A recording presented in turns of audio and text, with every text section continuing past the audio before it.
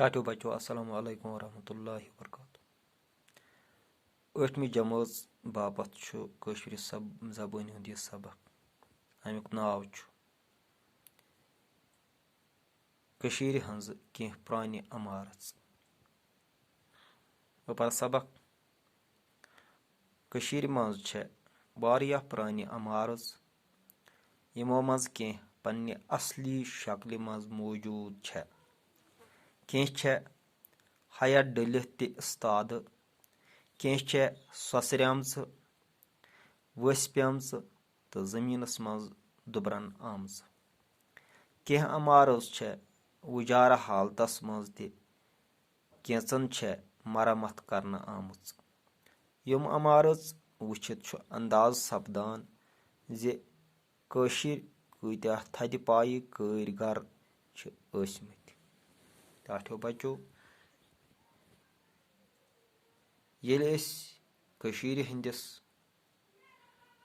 हुनरस पे फनस पे नजर त्रावान अस यह एहसास सपदान यह जान सपदान जी युस सान कशीर ٲسۍमٕتۍ येतिक रोजन वल ٲسۍमٕتۍ पथ वत तिहंज फनकारी ٲसमٕژ दुरुस दुनियाहस मज मशहूर।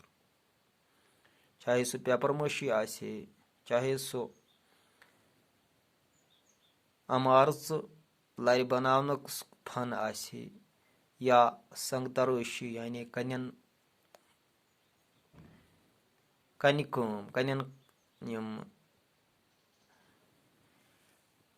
पे काम करन आसे, डून हचन पे काम करन आसे, यम चीज दुरुस्त आलमस मज मशहूर। वुछान त्रावान नजर ये वुछान प्रान अमारत मिसाल मुख्तलिफ जायन शहरस मज गसो, शहर नेबर गसो, ज्यादा तुकन पहनस, इथे पे अथवाजन गसो, मार्टन गसो, यम प्रान वारियाह आज ब्रो अस तिमन इमारतन हंद निशानात आसार मालूम सपदान। वुछान तम आसार बासान कि यम बिल्डिंग या यम इमारत यमन निशानात यम इमारत बनावन वल कत्या माहिर ٲسۍमٕتۍ। योर गसन पटन पटन वुछान तुम मंदर वारियाह थज कन कित पट आमज कारीगरी करन, कित पट तुम कन आमच करन।